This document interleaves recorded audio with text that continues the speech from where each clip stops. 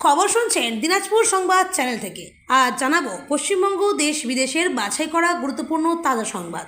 খবরের শুরুতে জানিয়ে দেব সংবাদ শিরোনাম, পরে বিস্তারিত। নিয়মে বড় বদল, নতুন করে করতে হবে আবেদন।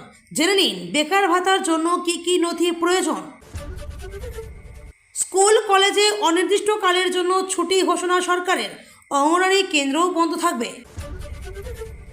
সরকারি কর্মীদের বেনিয়মে পদোন্নতিতে বড় সিদ্ধান্ত, কি জানালো নবান্ন। বিজেপিতে যোগ দিলেন সুখেন্দু সুস্মিতা প্রকাশ, শ্রমিকের সঙ্গে বৈঠক 3 তৃণমূল ত্যাগী প্রাক্তন সাংসদের। স্পেশাল ফর্ম ফিল আপ করতে হলে কোন কোন নথি লাগতে পারে আগে থেকেই একবার মিলিয়ে নিন। সরকারি কর্মচারীদের পদোন্নতি নিয়ে বড় সিদ্ধান্ত রাজ্যের, জারি নির্দেশিকাও।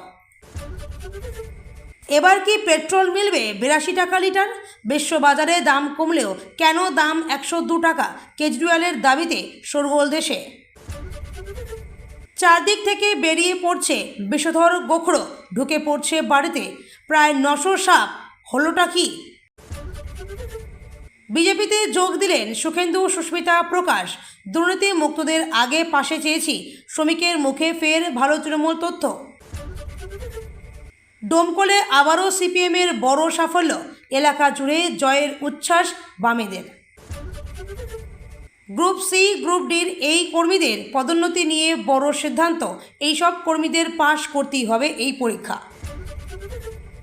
এক ধাক্কায় কমল সোনার দাম, আজ 1 গ্রাম থেকে 10 গ্রাম কত দামে মিলছে হলুদ ধাতু। পরীক্ষা না দিয়ে প্রমোশন, বড় সিদ্ধান্ত নবান্নের, চাকরি বাতিল না হলেও আটকে যাবে বেতন বৃদ্ধি। কেন্দ্রীয় শ্রম মন্ত্রকের বড় স্কলারশিপ, পশ্চিমবঙ্গের পড়ুয়ারা পাবে বছরে সর্বোচ্চ 25,000 টাকা। কারা যোগ্য জানুন। ছবি তোলার জন্য হুড়োহুড়িতে ভুল পার্কিংয়ে খাদে পড়ল গাড়ি, গাধার মতো কাজ, ভিডিও দেখে বলল নেটপাড়া। কোথায় হতে পারে 21শে জুলাই পালন? বিকল্প জায়গা জানাতে রাজ্য পুলিশের ডিজির কাছে রীতিমত শিবির। বারুইপুর কাণ্ডে গ্রেপ্তারি বেড়ে হলো 30। মেলবোর্নে দাঁড়িয়ে অপারেশন সিঁদুর প্রসঙ্গ টানলেন মোদি, বিশ্বজুড়ে ভারতের জয় জয়কারে গর্বিত প্রধানমন্ত্রী, আরও এগোনোর অঙ্গীকার। ডাবল ইঞ্জিনে বদলাচ্ছে বাংলা, জনতার দরবারে কাজের খতিয়ান দিতে শ্বেতপত্র সরকারের। আজও চলবে ঝড় বৃষ্টির তাণ্ডব, দক্ষিণবঙ্গের একাধিক জেলায় হলুদ সতর্কতা। উত্তরে কেমন থাকবে আবহাওয়া? অন্নপূর্ণা যোজনায় বড় স্বস্তি, পোর্টালে আসছে এডিট অপশন, শুধরে নিন ভুল। কোনোভাবেই আর পাবেন না অবৈধ বাংলাদেশিরা, আরও কড়া পদক্ষেপ অমিত শাহের, এবার সব রাজ্যে।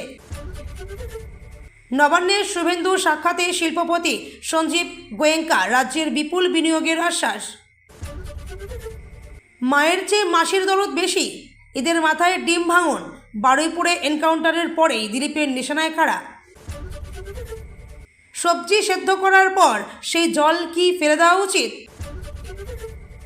রেজিনগরের উপনির্বাচনে বড় চমক, মুখ্যমন্ত্রীর সভায় শুভেন্দুর মুখে কি থাকবে হুমায়ুন কাটা। এতক্ষণ শুনছিলেন সংবাদ শিরোনাম, এখন আসছি বিস্তারিত খবরে। রাজ্যে তৃণমূল আমলের লক্ষ্মীর ভাণ্ডার ও যুবশক্তি প্রকল্পের পরিবর্তে বিজেপি সরকার অন্নপূর্ণা ভাণ্ডার ও যুবশক্তি প্রকল্প চালু করেছে। যুবশক্তি প্রকল্পের অধীনে স্নাতক বেকাররা মাসে 3,000 টাকা এবং অন্যরা 2,000 টাকা করে পাবেন।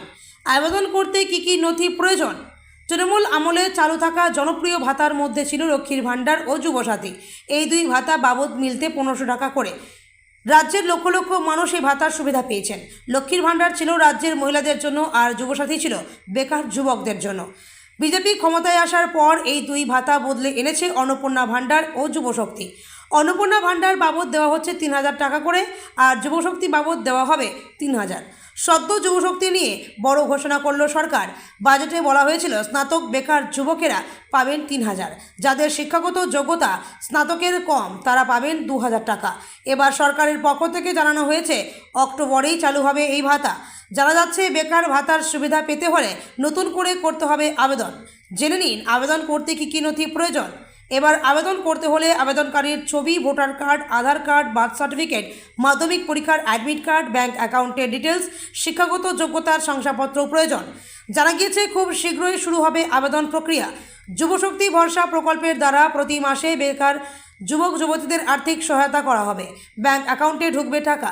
21 থেকে 40 বছর বয়সীরা পাবেন এই সুবিধা।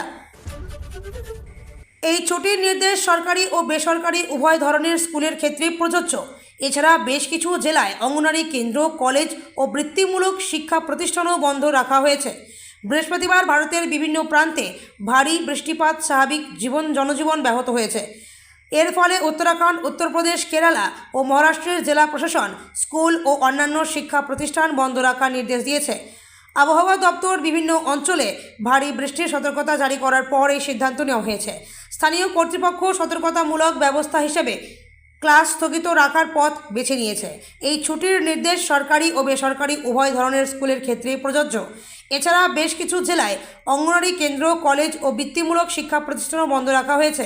সবচেয়ে বেশি প্রভাব পড়েছে উত্তরাখণ্ডে। সেখানে ভারী বৃষ্টির পূর্বাভাসের জেরে একাধিক জেলায় একদিনের ছুটি ঘোষণা করা হয়েছে।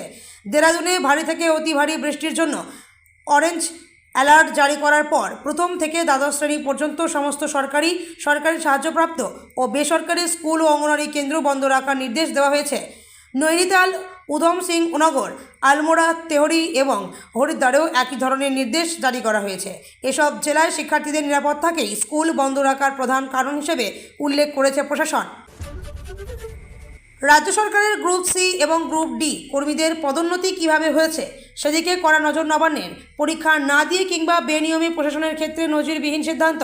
যারা নিয়ম বহির্ভূতভাবে লোয়ার থেকে আপার ডিভিশন ক্লার্ক পদে উন্নীত হয়েছেন তাদের চাকরি বাতিল না হলেও বেশ কিছু শর্ত চাপিয়ে দেওয়া হয়েছে। এই মর্মে বৃহস্পতিবার অর্থ দপ্তরের তরফে বিজ্ঞপ্তি জারি করা হয়েছে। 2019 সালের 24 জানুয়ারি থেকে বাংলায় West Bengal services recruitment to clerical cadre rules 2019 কার্যকর হয়। আর তারপরই 50 বছর বয়স পার হওয়ার পর কম্পিউটার অপারেশন এবং টাইপিং পরীক্ষায় ছাড়ের নিয়ম তুলে দেওয়া হয়। তবে তা সত্ত্বেও 2019 সালের পর বহু কর্মীকে ভুলভাবে ছাড় দেওয়া হয়েছে। তাদের এলডিসি বা ইউসিসি পদে প্রমোশন দেওয়া হয়েছে।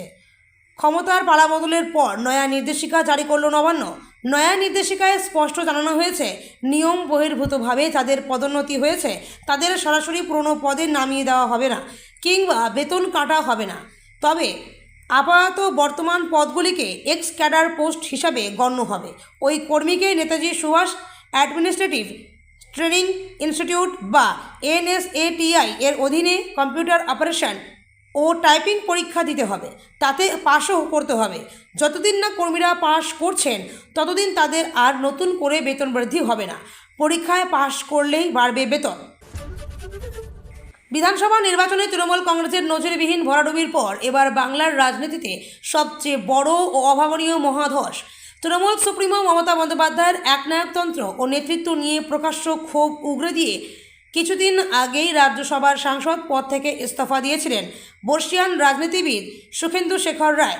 এবার সব জল্পনার অবসান ঘটিয়ে বৃহস্পতিবার সরাসরি সল্টলেকের বিজেপি সদর দপ্তরে হাজির হলেন তিনি। শুধু সুখেন্দু শেখর একাই নন, সল্টলেকের ওই একই বৈঠকে রাজ্য বিজেপির শীর্ষ নেতৃত্বের পাশে দেখা গেল সদ্য পদত্যাগী আরও 2 হেভিওয়েট তৃণমূল সাংসদ প্রকাশ সিং বড়াইক, সুস্মিতা দেবকেও। বৃহস্পতিবার দুপুরে সল্টলেকের রাজ্য সভাপতির নতুন পদ দপ্তরে আচমকায় যেন রাজনৈতিক ভূমিকম্প ঘটে গেল। কড়া নিরাপত্তার মধ্যে সেখানে এসে পৌঁছান তৃণমূলের প্রাক্তন 3 রাজ্যসভা সাংসদ সুখেন্দু শেখর রায়, সুস্মিতা দেব এবং উত্তরবঙ্গের আদিবাসী নেতা প্রকাশ সিং বড়াইক। বিজেপির রাজ্য সভাপতি শ্রমিক ভট্টাচার্যের ঘরে প্রায় ঘণ্টা দেড়েক ধরে চলে এক অত্যন্ত গোপন ও রুদ্ধদ্বার বৈঠক। রাজনৈতিক বিশেষজ্ঞদের মতে 26-এর বিধানসভা ভোটে তৃণমূলের শোচনীয় পরাজয়ের পর থেকেই এই 3 নেতার ক্ষোভ চরমে উঠেছিল। মমতা বন্দ্যোপাধ্যায়ের একরোখা সিদ্ধান্তের কারণে যেভাবে দল ডুবল তা মেনে নিতে না পেরেই তারা একে একে সাংসদ পদ থেকে পদত্যাগ করেন। এবার সরাসরি বিজেপির সদর দপ্তরে তাদের এই উপস্থিতি প্রমাণ করে দিল যে কালীঘাটের সাজানো বাগান এখন পুরোপুরি খাখা। অন্নপূর্ণা যোজনার 3000 এখনও পাননি। অনেক আবেদনকারীর আবেদনপত্রে আন্ডার ইনকোয়ারি বা অ্যাপ্লিকেশন রিজেক্টেড স্ট্যাটাস দেখা যাচ্ছে। প্রশাসনের সাম্প্রতিক পদক্ষেপ অনুযায়ী এমন কিছু ক্ষেত্রে ফিল্ড ভেরিফিকেশনের সময় আবেদনকারীদের কাছ থেকে স্পেশাল ফর্ম ফিল আপ করানো হতে পারে। সেই পরিস্থিতিতে কোন কোন নথি হাতের কাছে রাখা উচিত, আগে থেকেই প্রস্তুত থাকলে যাচাই প্রক্রিয়া অনেক সহজ হতে পারে। স্পেশাল ফর্ম ফিল আপ কেন করানো হতে পারে? আবেদন যাচাইয়ের সময় অনেক ক্ষেত্রে নামের বানান, ব্যাংকের তথ্য, কেওয়াইসি, আধারের তথ্য বা অন্যান্য নথিতে অসঙ্গতি ধরা পড়েছে। তবে শুধুমাত্র এই ধরনের ভুল থাকলেই আবেদনকারী অযোগ্য এমন নয়। তথ্য যাচাই ও প্রয়োজনে সংশোধনের জন্যই কিছু আবেদনকারীর ক্ষেত্রে বিশেষ ফর্ম পূরণ করানো হতে পারে। কোন কোন নথি প্রস্তুত রাখবেন? যদি আপনার ক্ষেত্রেও স্পেশাল ফর্ম ফিল আপের প্রয়োজন হয় তাহলে নিচের নথিগুলি আগে থেকেই প্রস্তুত রাখা ভালো। আধার কার্ড, ভোটার পরিচয়পত্র, ব্যাংক পাসবইয়ের প্রথম পাতার কপি, আবেদন করার সময় ব্যবহৃত মোবাইল নাম্বার, সাম্প্রতিক পাসপোর্ট সাইজ ছবি, আবেদন সংক্রান্ত রসিদ বা রেফারেন্স নাম্বার। সরকারি কর্মচারীদের পদোন্নতি নিয়ে এবার বড় সিদ্ধান্ত রাজ্যের। 24শে জুলাই 2019 থেকে 8 জুলাই 2026 পর্যন্ত কম্পিউটার অপারেশন ও টাইপিং পরীক্ষায় নিয়ম বহির্ভূত ছাড় পেয়ে যারা এলডিসি, এলডিএ, ইউডিসি বা ইউডিএ বা সমতুল্য কেরানি পদের পদোন্নতি পেয়েছেন, তাদের পদোন্নতি বিশেষ ক্ষেত্রে বৈধ বা রেগুলারাইজ করা হবে। জারি করা নির্দেশিকায় উল্লেখ, ওইসব কর্মচারীদের পদচ্যুতি করা হবে না। এখন যা বেতন পাচ্ছেন তাতেও কোনো কাটছাট হবে না। তবে তাদের নেতাজি সুভাষচন্দ্র অ্যাডমিনিস্ট্রেটিভ ট্রেনিং ইনস্টিটিউটের কম্পিউটার অপারেশন ও টাইপিং পরীক্ষায় পাশ করতে হবে। পরীক্ষা পাশ না করা পর্যন্ত বার্ষিক ইনক্রিমেন্ট স্থগিত থাকবে না। পরীক্ষায় পাশ করার পর যথারীতি ইনক্রিমেন্ট ও অন্যান্য আর্থিক সুবিধা চালু হয়ে যাবে। সংশ্লিষ্ট কর্মীদের সিনিয়রিটি পরীক্ষায় উত্তীর্ণ হওয়ার তারিখ অনুযায়ী নতুন করে নির্ধারণ করা হবে। সরকারি এই সিদ্ধান্তে অবশ্য যোগ্য কর্মীদের স্বাভাবিক পদোন্নতি ব্যাহত হবে না, কারণ ওই কর্মীদের দখলে পদগুলি এক্স ক্যাডার হিসেবে গণ্য করা হবে। তবে ভবিষ্যতে যদি নিয়ম ভেঙে কোনো ছাড় বা পদোন্নতি দেওয়া হয় তাহলে তা সম্পূর্ণ বেআইনি বলে গণ্য হবে, এমনকি প্রয়োজনে বাতিলও করা হবে। আন্তর্জাতিক বাজারে দাম কমেছে, তবে দেশে কেন চড়া মূল্যে বিকোচ্ছে জ্বালানি তেল? এই অভিযোগে এবার সরাসরি মোদী সরকারকে নিশানা করলেন আম আদমি পার্টির প্রধান অরবিন্দ কেজরিওয়াল। বৃহস্পতিবার তিনি দাবি তোলেন, লিটার প্রতি পেট্রোলের দাম 102 টাকা থেকে কমিয়ে অনতিবিলম্বে 82 টাকা করতে হবে।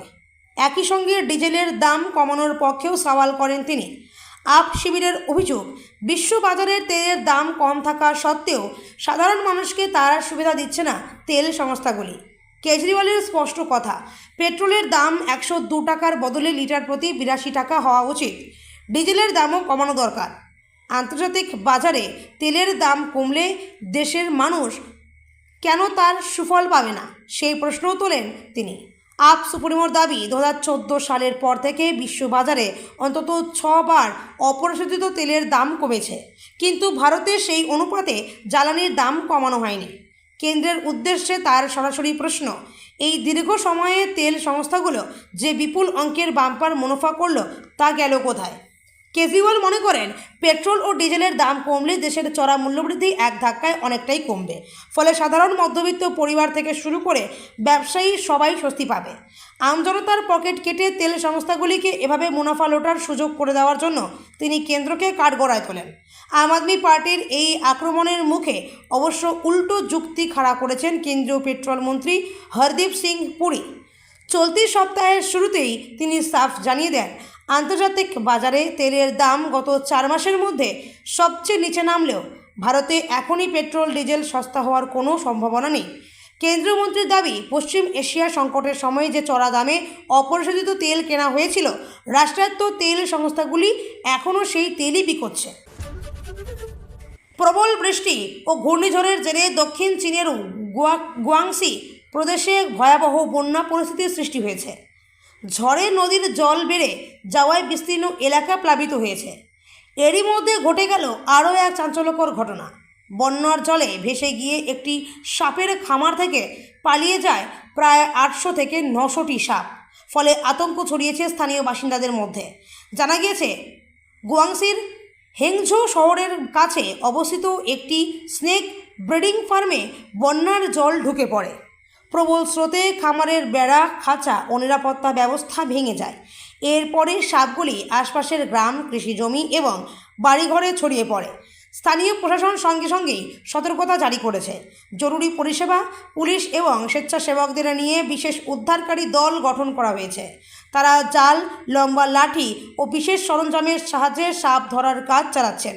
তবে রাতের অন্ধকারে অভিযান চালানো কারো কঠিন হয়ে পড়েছে।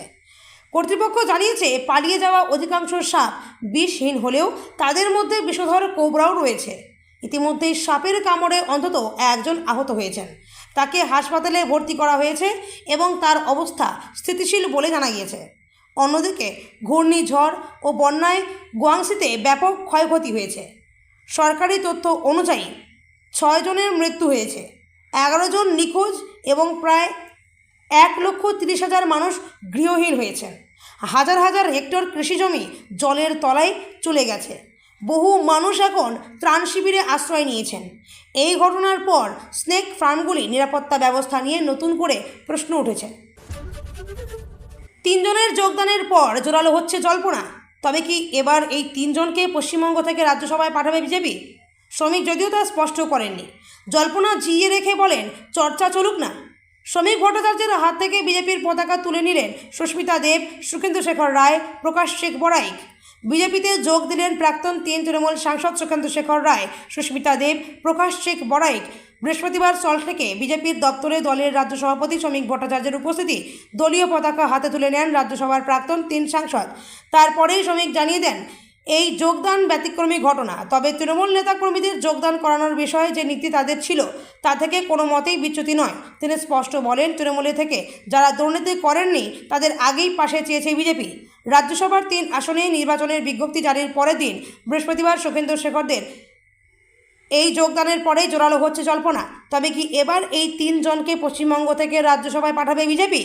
শ্রমিক যদিও তা স্পষ্ট করেননি। জল্পনা জিইয়ে রেখে বলেন, চর্চা চলুক না। বিজেপি রাজ্যে ক্ষমতায় আসার পরে শ্রমিক জানিয়েছিলেন তৃণমূলের নেতাকর্মীদের দলে স্থান দেওয়া হবে না। পরে সেই শ্রমিকই আবার ভালো তৃণমূলের জন্য দরজা খোলা বলে মন্তব্য করেছেন। দাবি করে শোরগোল হলো রাজনৈতিক পরিসর থেকে সমাজ মাধ্যমে। যদিও শ্রমিক নিজে বলেছিলেন তিনি সে ধরনের তথ্য দেননি। তবে চুরি না করা তৃণমূল নেতাদের বিষয়ে দলের দরজা খোলার কথা চিন্তাভাবনা করা যেতে পারে বলে জানিয়েছেন তিনি। বৃহস্পতিবার সুখেন্দু, সুস্মিতা, প্রকাশ বিজেপিতে যোগদানের পরেই শ্রমিকের মুখে শোনা গেল সেই পুরনো তথ্যই। তিনি বলেন, তৃণমূলের নেতাকর্মীদের জন্য দরজা বন্ধ। সে কথা আগেই বলেছিলাম, এখনও বলছি। আজকের যোগদান ব্যতিক্রমী ঘটনা, কোনো বিচ্যুতি নয়। তিনি স্মরণ করিয়ে দেন সেই ইংরেজি প্রবাদ, এক্সেপশন প্রুভস দ্য ল। তারপরে তিনি বলেন, তৃণমূলের যারা দুর্নীতি করেননি, মানুষের ওপরে অত্যাচার করেননি, চাকরি বিক্রি করেনি, মানুষের অধিকার কেড়ে নেননি, তাদের কাছে আমাদের আহ্বান ছিল, আপনারা এগিয়ে আসুন, তৃণমূলকে সরিয়ে দিন।